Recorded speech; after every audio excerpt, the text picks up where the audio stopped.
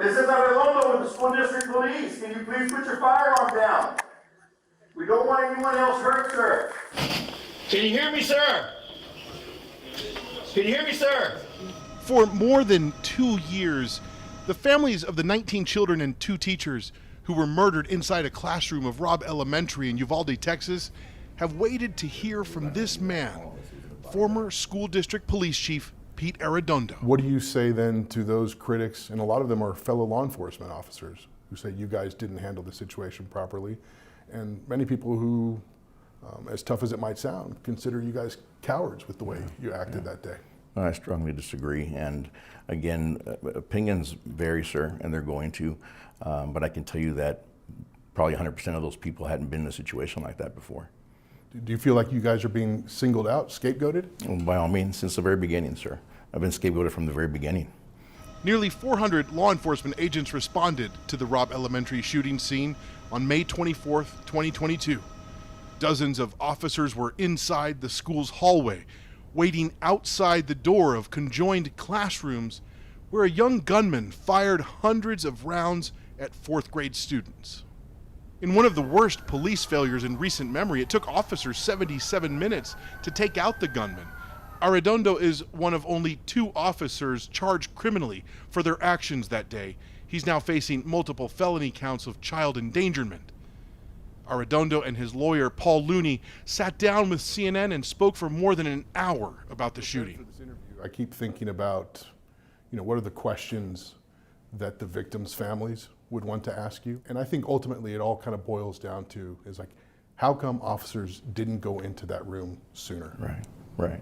What do you say to those families? If you look at the body cam footage, there was no hesitation, and myself and the first handful of officers that went in there and went straight towards the hot zone, as you may call it, and took fire. And then at that point, we worked with what we had. The protocols of, as I understand it, of active shooter training is you go after the gunman and you focus on the gunman until he or she is taken out. That didn't happen in this case. Why not? We couldn't, again, you can't see what's on the other side of a wall. At that point. But you're supposed to get through that wall. Right. You can't see through it, first of all. So when we were shot at and we backed off to think, okay, now we know where he's at, because we didn't know where he was at. That's when we took fire and backed out and realized, okay, now we need to come up with a plan to get back up there. If I show you a couple of video clips, would you mind? I'd love just to, as we watch them, I'd love to get your perspective on what we see. I'm sorry, but I'd rather not look at video clips, sir. I just don't. I just don't. I've kept myself from that. It's difficult for me to see that. These are my children too, and people don't understand that. We went down the hallways every day and stressed about keeping doors locked, stressed about being vigilant, and the less I see of those, sir, that I don't have to, the better for me. What the body cam video clips that Arredondo refused to watch show is that on that day in the hallway at 12:09 p.m., he said he knew there were likely victims in the room with the gunman. As soon as I clear this room, I'm going to verify what's been vacated, guys, before we do any kind of reaching. The time's on our side right now. We probably have kids in there, but we got to save the lives of the other ones. In that moment when lives were at stake, why did you think time was on your side? I don't recall making that statement. I'm sorry. There's some things that you don't recall while you're in the hallway. In an investigative interview conducted the day after the shooting, previously obtained by CNN, Arredondo reiterated that he knew there were likely victims inside the classroom. I know there was probably victims in there, and with the shots I heard, I know there's probably somebody who's going to be deceased. There's probably going to be some deceased in there, but we don't need any more from out here. So I called out and I said, get these kids out, whatever I told them, bust those windows, get them out. So you're saying that you never knew that there were people inside that room? Yeah, I don't recall that at all. And that there weren't people inside that room who were alive? Yeah, I don't recall that at all. It was not relayed to the people on the point. I'm in classroom. What's the classroom number? 1012. 112. 112. 112, yes, ma'am. What's your name, ma'am? Chloe Torres, please hurry. There's a lot of dead bodies. That's the 911 call made by 4th grader Chloe Torres from inside the room with the gunman. It should have changed everything at the scene. Confirmation there were kids alive in the room with the shooter. So when did you learn that Chloe Torres had a student in the classroom? A fourth grader had made that call. I think it was 3 days later. I'll never forget that. I'll never forget that, because there's an old saying that your jaw was on the ground. I've never experienced that till that day. A police dispatch reporting Chloe's call was relayed over police radios inside the school hallway, but Arredondo says he never heard it.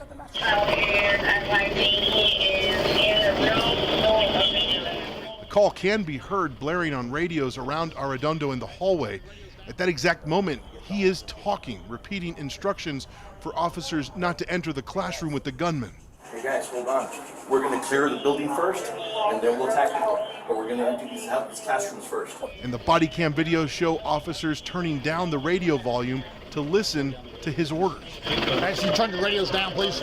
As we've watched body cam footage of what happened and how those 77 minutes unfolded inside Robb Elementary, you're on those tapes, constantly giving orders to other officers. We're gonna clear out before we do any reaching, we're gonna clear all these things out. The sense is that those officers were deferring to you as the lead officer. So why shouldn't you bear the brunt of the responsibility of how all that unfolded?